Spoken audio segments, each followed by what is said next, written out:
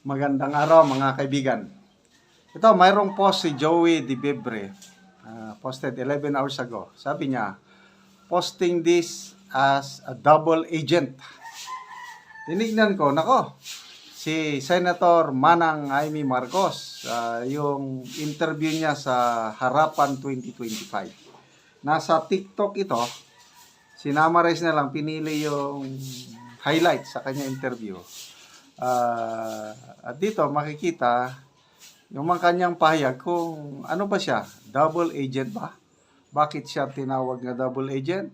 Okay, pakinggan natin yung Harapan 2025 na interview. Siya, na-warningan siya na baka ito ang magpapahamak sa'yo. Oh. Ayun. So may basehan ang pag-question sa budget. Oo naman. Sige, anong Hindi nga basehan? ako pumirma eh. Pero yung sinasabi ni Pangulo Duterte at ni Pangulo Bongbong, Magkaiba. dalawang magkaibang dokumento kasi yung sinasabing blankety blank, yung maraming Blanco. maraming blanco, totoo yun. Kaya hindi ako pumirma ng BICAM.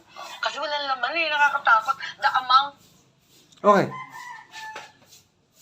Lumalabas na si Senator Amy pala ang unang nakadiscover sa blank items sa BICAM. Kaya lang, hindi siya masyadong, kung nagsalita man siya, very generalized. Hindi katulad yung pagbubulgar ni Congressman Ungab. Tapos, sinabayan ni Atty. Vic Rodriguez at Pangulong Duterte. Kaya pumutok yung issue. Ito ngayon lang sinasabi ni Senator Amy na totoo na may blank item sa BICAM. Kailang hindi niya masyadong dinatalye nung nakita niya. Blanco, ganun lang. Kaya alanganin sala sa lamig, sala sa init.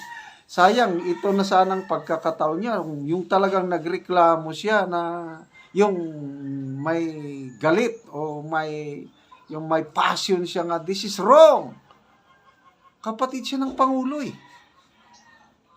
Sayang, noon pa sana niya hinighlight ito. Ngayon lang, nagsasalita na siya nung hinighlight ni Congressman Ungab, Atty. Vic and PRRD. Kaya dito siya na pagbibintangan na double agent. Tuloy natin. Oh, open parenthesis, blanco, close parenthesis. Ilang pahina yun? So hindi obra sa'yo na aayusin? Sabi ni Kimbo, ayusin ng mga technical experts daw. Aray ko. So hindi obra sa'yo Aray ko, yun? hindi pwede yan. Alam niyo yung pinakamalaki, pinakadakilang kapangyarihan ng budget at ay nasa Kongreso at Senado. Hawak yan ng hindi ng Pangulo. It's the power of the purse that belongs entirely to the legislature. Kung mga technical at kung sino-sino ang magpipilin na blank, nakaka-nervous yata yun. Huwag tayong papayag. At saka hindi naman technical. Isipin nyo, ilang trilyon yun? 1.3 trillion sa DPWH budget. One line lang ang paliwanag. Various infrastructure projects. Ang tanong, sino si VIP? Baka VIP lang ang nakasulat eh. Oh, So, ang sinasabi itago nila- natin sa pangalan ng... So ito, grabe, itong mga revelasyon niya, nakita niya na noon. I think, December pa, nakita niya na. Blank, VIP, 1.3 trillion. Sinayang ni Manang Amy. Wala siyang ganitong paliwanag. No? Bakit hinintay pa niya na interviewin siya ng Harapan 2025, ABS-CBN, bago niya isiwalat ang mga ito. It's a missed opportunity.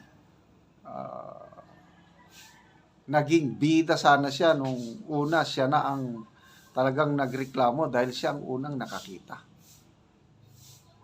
Sino ang kon ngayon? Di sina Congressman Ungab, PRRD at Atty. Vic dahil sila yung gumawa ng hakbang. Yun, nagsampa ng petition sa Supreme Court. Ganon dapat. Si Manang Amy is malamya yung kanyang Yun nga, sala sa lamig, sala sa init. Sino? Sige, Ewan, hindi ko alam. Bakit VIP? Kasi wala na nakalista, 1.3 trillion. Walang listahan. Sino nga may pakana Tama nun? ba yun? Hindi ko alam. Oo. Basta dumating na lang sa amin na ganun. So ang sinasabi mo ay labas dito ang presidente. Palagay Walang ko. problema ang presidente. Ang may problema dito ay yung legislatura, the House and the Senate leaders. Hindi ko alam kasi yun nga, nung Tingnan niyo yung sagot niya, hindi ko alam. Playing safe palagi. Ayaw niyang banggain ang Pangulo kasi kapatid niya eh. Dinidepensahan pa rin niya. Blood is thicker than water. Tapos dito naman sa mga Duterte, nasabi niya, kaibigan pa rin niya si PRRD. Kaibigan pa rin niya si VP Sara. Yun na ngayon. So, nag-aaway na yung dalawang kampo. Saan siya? Ay naiipit. Kaya ito nga, marami ng DDS na wala ng tiwala kay Senator Amy Marcos. punta kami sa Baikang. Napunta akong minsan. 1 minute lang, nag-picture-picture lang. Ganun lang, tapos na. Oo, tapos na. Di nag-alisan na kami. Sabi ko, ano ba yun? Picture-picture. Hindi, bibigay sa'yo. Di tanong na ako ng tanong kasi fina-follow up ko yung mga flood control. Di ba, yun kasagsagan yun ng 6 na bagyo. Inaasahan niya ng tao. Nasaan na? Naku, wala. Naku, talaga nervous ako. So, sabi ko, tiisan tayo. Hindi ko mapipirmahan yung mga blanco-blanco na yan. Ngayon, maski ang Pangulo na mong problema, yung flagship projects niya, tinanggal. Hindi na pondohan, miski yung mga flood control, yung mga tulay, yung mga public transport, lahat na inaasam-asam ng ating bayan, ang ating tao, hindi na isasatupad at tinanggal para sa mga kaloko. Ayan, yung sinasabi niya na mga flagship projects ng administrasyon tinanggal. Yan din ang sabi ni ex-senator Franklin Drilon na the budget was mangled, chinap-chap.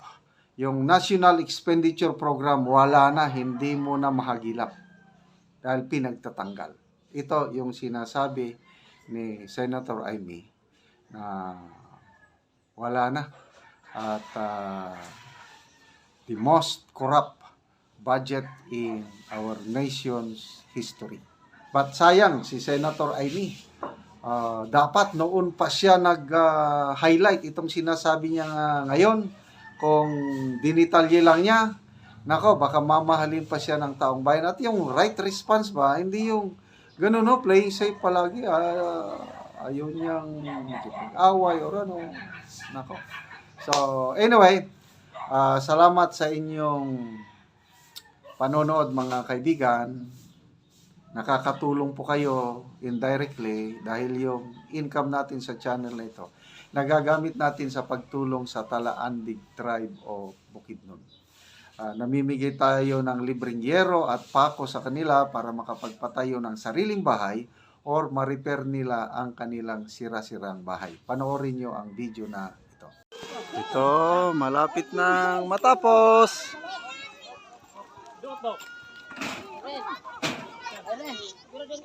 Meron.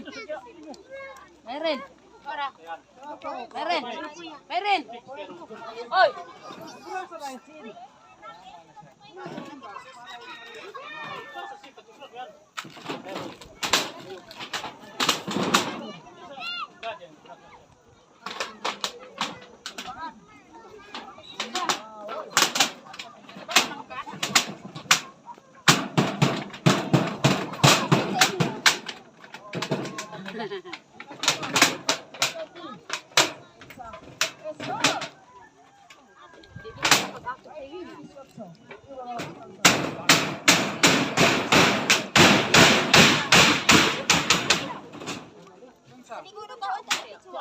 Oy, ano mga kulang man ng isa kayero?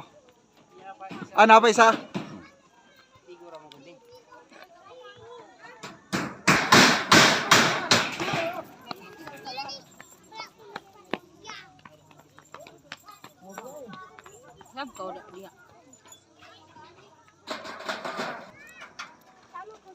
Yan na, kompleto na.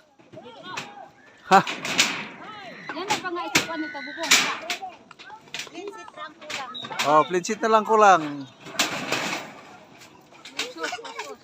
Kaya pwede na mong mag salog. bupong. Taktoon, taktoon. Ha?